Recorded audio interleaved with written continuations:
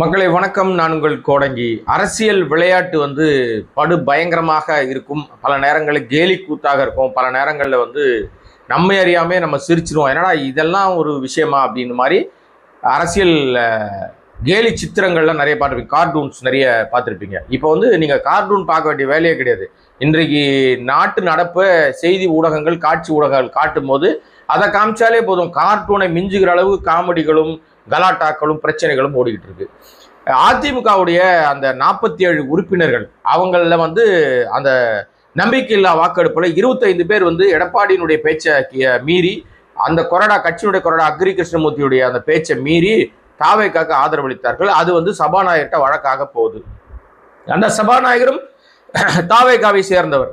அவர் என்ன மாதிரி தீர்ப்பு கொடுக்க போறாரு? ஏன்னா அவர் கொடுக்கப்பட்ட கால வரையறையெல்லாம் கிடையாது. என்னெல்லாம் யாரும் கேள்வி கேட்க முடியாது. எனக்கு எப்போ தோணுதோ அப்பதான் பதில் சொல்லுவேன்ற மாதிரி அவர் ஜேசிடி பிரபாகரன் உட்கார்ந்துருந்தாரு.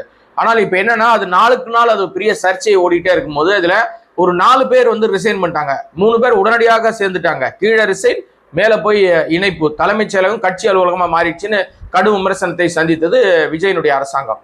அதுக்கப்புறம் இசைக்கு சுபியா தனியாக அவர் ராஜினாமா பண்ணிட்டு அப்புறம் மறுபடியும் அவர் போய் கட்சியில போய் சேர்ந்துட்டாரு. இப்ப 4 பேரும் தாவேக்காக்கு உறுப்பினர்லாம் மாறிட்டாங்க. 4 பேரும் மீண்டும் அவர்கள் அந்த தொகுதியிலே மீண்டும் நிறுத்தப்படலாம், அவர்களுக்கு மீண்டும் விசில் சின்னத்துல வாய்ப்புகள் வழங்கப்படலாம்னு ஒரு தகவல் இருக்கு. ஆனா அப்படி அவர்களுக்கு கொடுக்க கூடாதுன்னு நீதிமன்றத்துல வழக்கு தாக்கல் பண்ணப்பட்டிருக்கு. இது குதிரை பேரத்தினால அவங்க விலைக்கு வாங்கப்பட்டிருக்கிறார்கள். இவங்களுடைய பதவியை ராஜினாமா பண்ணதை ஏற்கக்கூடாது, அவங்க மீது கடும் நடவடிக்கை எடுக்கணும். பிளஸ் இவங்க இனிமே தேர்தலில் 10 ஆண்டுகளுக்கு போட்டியிடக்கூடாதுன்னு சொல்லி 20 ஆண்டுகளுக்கு போட்டியிடக்கூடாதுன்னு உத்தரவு போன தேர்தல் கமிஷன் வழக்கு ஒன்று போயிருக்கு. இது ஒரு தனி ட்ராக். சபாநாயகர் உடனடியாக அவர்கள் மீது நடவடிக்கை எடுக்கணும்னு அதிமுக தொடர்ந்து அழுத்தம் கொடுத்துட்டே இருந்துச்சு. இதுக்கு இடையிலேயே அந்த எதிர்த்து ஓட்டு போட்ட 25 பேர்ல 21 பேர் நாங்கள் செய்தது தவறு, எங்களை மன்னித்து விடுங்கள்னு எடப்பாடி காலில் விழுந்துட்டாங்க. எடப்பாடி தன்னுடைய ஆளுமையை மீண்டும் நிரூபித்திருக்கிறார். அதிமுகவுடைய செக்ரட்டரி, ஜெனரல் செக்ரட்டரி நான் தான், எனக்கு மிகப்பெரிய சக்தி இருக்கிறது என்பதை எடப்பாடி மீண்டும் ஒரு முறை பொட்டில் எடுத்த மாதிரி நிரூபித்திருக்கிறார். வேலுமணி தரப்பு, சிபி சண்முகம் தரப்பு, விஜயபாஸ்கர் தரப்பு மண்டை காஞ்சி போய் இருக்காங்க. இப்ப 21 பேர் கடிதங்களையும் மன்னிப்பு கடிதங்களையும் எடுத்துக்கிட்டார். அதன் அடிப்படையில் சபாநாயகருக்கு ஒரு கடிதம் கொடுக்கப்பட்டிருக்கு. முதல்ல ஒரு 5 பேர் 6 பேர், அப்புறம் ஒரு 21 பேர், அப்புறம் ஒரு 17 பேர், அப்புறம் திருப்பி ஒருத்தர் அப்படின்னு சொல்லி ஒரு 21 பேரை நான் மன்னித்து விட்டேன், இவர்கள் மீது எந்த நடவடிக்கை எடுக்க வேண்டாம், இவர்கள் அதிமுக உறுப்பினர்களாகவே தொடர்வார்கள் எடப்பாடி கொடுத்த அந்த கடிதத்தை பரிசீலனை பண்ணாம அப்படியே வச்சிருந்தார். இன்றைக்கு அது தொடர்பாக சபாநாயகர் இன்னைக்கு ஊடகங்கள்கிட்ட பேசும்போது என்ன சொன்னார்னா, இந்த கடிதங்களின் அடிப்படையில விசாரித்த போது 21 பேர் மன்னிப்பு கடிதங்களை அந்த கட்சியினுடைய பொதுச் செயலாளராக இருக்கிற எடப்பாடி அவர்களை ஏற்றுக்கொண்டதனால அவர் இவர்கள் மீது நடவடிக்கை எடுக்க வேண்டாம் கேட்டுக்கொண்டதை நானும் ஏற்கிறேன். ஆக 21 பேருடைய எம்எல்ஏ பதவிகள் தப்பியது. ஏற்கனவே அவங்க மீதி பேர் அவங்ககிட்ட இருக்காங்க. 25 பேர்ல 21 போயாச்சு. 4 பேர் கட்சி மாறிட்டாங்க, பதவியை ரிசைன் பண்ணிட்டாங்க. அவர்கள் 4 பேர் மீது என்ன நடவடிக்கை எடுப்பது என்று குறித்து விவாதித்துக் கொண்டிருக்கிறேன். அது அந்த மனு மீதான அந்த விஷயம் நிலுவையில் வைக்கப்பட்டிருக்கிறது அப்படின்றாரு. என்ன பெரிய ஆச்சரியம் பாருங்களேன்.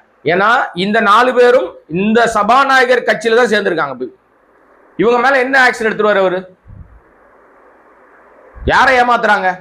அப்ப கேலி கூத்தாக ஒரு விஷயத்தை செய்துவிட்டு, நாடே பார்த்து காரி துப்புற மாதிரி ஒரு விஷயத்தை செய்துவிட்டு அந்த 4 எம்எல்ஏக்களையும் ஒட்டுமொத்தமாக இனி அரசியல் அவங்க லாய்க்கு இல்லைன்னு தூக்கி போட்டாதான் அது தீர்ப்பு சரியா இருக்கும். ஆனா அதை ஜேசிடி பிரபாகரன் அவர் செய்வாரா? செய்ய மாட்டார். ஏன்னா அவருக்கு தான் சப்போர்ட் பண்ண, அவர் சபாநாயகரா உட்கார்ந்து இருக்கிறதுக்கு தான் இவங்க எல்லாம் ஓட்டு போட்டிருக்காங்க. சோ இன்றைக்கு அது அரசியல்ல பெரும் பரபரப்பை ஏற்படுத்தி இருக்கிறது. அதிமுக மீண்டும் நிலை பெற்றிருக்கிறது. அவங்க தோத்துட்டாங்க, 3ஆம் இடம் தள்ளப்பட்டிருக்காங்க, கட்சி உடைஞ்சு போச்சு, சுக்கலா உடையுது, கும்பல் கும்பலா போய் சேர்றாங்க. அதெல்லாம் ஒரு பக்கம் நடந்து கொண்டிருந்தாலும் அதற்கு காரணமாக இருக்கிற தாவேக்கா வாய் மூடி மௌனியா இருந்தாலும், நான் அதிமுகவுடைய பொதுச் செயலாளர் என்பதை மீண்டும் ஒரு முறை அனைத்து தரப்பு மக்களுக்கும், சட்டமன்றத்துக்கும், எல்லா கட்சிகளுக்கும் உறுதிப்பட தெரிவித்திருக்கிறார் எடப்பாடி. அவர் சொல்லல, சபாநாயகர் தீர்ப்பு சொல்லுது. சபாநாயகர் என்ன சொன்னாரு? 21 பேரை நான் மன்னிச்சிட்டேன்னு அவர் சொல்லிட்டாரு, அவங்க கட்சி பொதுச் செயலாளர். அதே கருத்தை நானும் ஏற்றுக்கொள்கிறேன், அதனால அவர்கள் மீது நடவடிக்கை எடுக்கவில்லை அப்படின்னு சொல்லி முடிச்சிட்டார். அப்ப அந்த 4 பேர் மேல என்ன எடுப்பாங்க அப்படின்னு கேக்குறீங்களா? அது அப்படியே இருக்கும். ஆண்டுகள் கடந்தாலும் அது அப்படியே வழக்கு இருக்கும். அதுக்கிடையில இடைத்தேர்தல் வரும். நிச்சயமாக இந்த 4 பேரும் அந்த சட்டமன்ற தொகுதிகளுக்கு வந்து அந்த மக்கள்கிட்ட போய் நிற்பாங்க. மக்கள் செருப்பால் அடிச்சு விரட்டுவாங்களா, துரத்தி விடுவாங்களா, தோக்கடிப்பாங்களா, டெபாசிட் இல்லாம போயிடுவாங்களா, இல்ல விசில் சின்னம் அதுல ஏற்கனவே போட்டிட்டு தோத்து போனவங்க வேலை செய்யாம இவர்களை கவுத்து விடுவாங்களா, என்னென்ன கூத்துகள் நடக்கும், அங்க என்ன கேலி கூத்துக்கள்லாம் நடக்கும்னு பொறுமையா தான் பார்க்கணும். என்னை பொறுத்தவரை என்னுடைய தனிப்பட்ட விருப்பம், நான் ஆரம்பத்துல சொல்ற விஷயம் தான், இந்த 4 மூஞ்சும் அந்த தொகுதிக்குள்ள வந்தா அவங்கள சேர்க்காதீங்க, அவங்க வாக்கு போடாதீங்க. டெபாசிட் இல்லாம அனாதைகளாக்கப்படணும். அரசியல் அனாதைகளா ஆனால்தான் இசகி சுப்பையா, மரகதம் குமாரவேல், அப்புறம் வந்து அந்த இன்னும் 2 ஒரு பெண் எம்எல்ஏ, இன்னொருத்தர், இவங்க எல்லாருக்கும் ஒரே நிலைப்பாடு தான் நீங்க கொடுக்கணும். ஏன்னா இவங்க எல்லாம் ஆணவத்தின் உச்சத்துல அந்த தொகுதியில ஓட்டு போட்டு ஜெயிக்க வச்சிருக்காங்களே, தொகுதி மக்கள்கிட்ட போய் நம்ம ஒரு விஷயத்தை கேட்போம். அப்ப ஈரம் அந்த மை காய்வதற்கு முன்பாக, அது அழிவதற்கு முன்பாக அந்த மக்களுக்கு துரோகம் செய்திருக்கிற இவர்கள் மீண்டும் எந்த முகத்தை வச்சுக்கிட்டு அங்க வருவாங்க? எந்த மூஞ்சை வச்சுட்டு வருவாங்க தெரியுமா? விஜய் முகத்தை வச்சுட்டு வருவாங்க. விஜய் முகத்தின் பின்னால் மறைந்து கொண்டு உங்க முன்னாடி வந்து நிற்பாங்க. ஏன்னா அதை நீங்க செய்வீங்க. ஏன்னா விஜய் முகத்தை பார்த்தா இந்த வாட்டி ஓட்டு போட்டிருக்கான். வேட்பாளர் யாருன்னு தெரியாது. இப்ப கூட ஊரெல்லாம் கரண்ட் கட்டு. வேட்பாளர் யாரு, அதாவது வெற்றி பெற்ற எம்எல்ஏ யாருன்னு தெரியாது.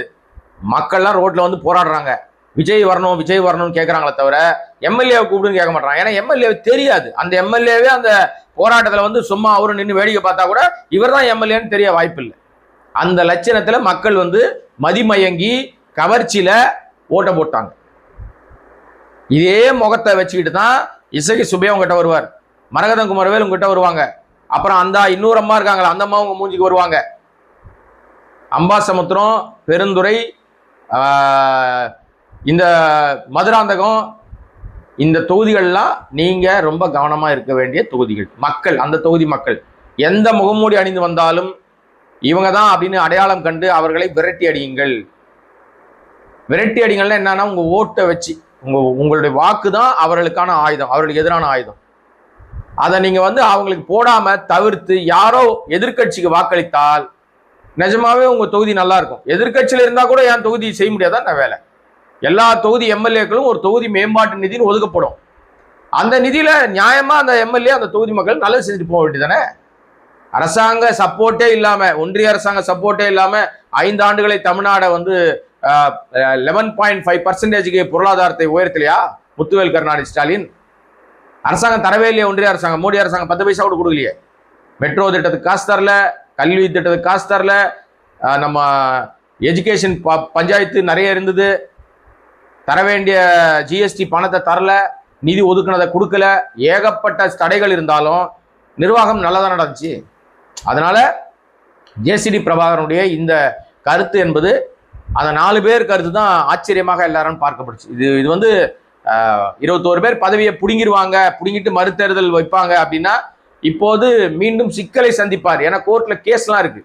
அதனால இவங்க எடுத்தங்கவுத்தனெல்லாம் சபாநாயகர் பண்ணிட முடியாது. அதன் அடிப்படையில தான் அந்த பேரை அவங்க கொடுத்துட்டாங்க, வாபஸ் வாங்கிட்டாங்க. ஸோ அவர் மீது நடவடிக்கை இல்லை. இன்னும் பல கேலி கூத்துக்களை பார்க்க வேண்டி இருக்கிறது, பல தகவல் உண்டு. ஏன்னா நம்ம வந்து இன்னும் இந்த ஆட்சி, தாவேக ஆட்சியினுடைய லட்சணம் ஒவ்வொரு நாளும் விதவிதமான கேலி சித்திரங்களோடைய கடந்து கொண்டிருக்கிறது.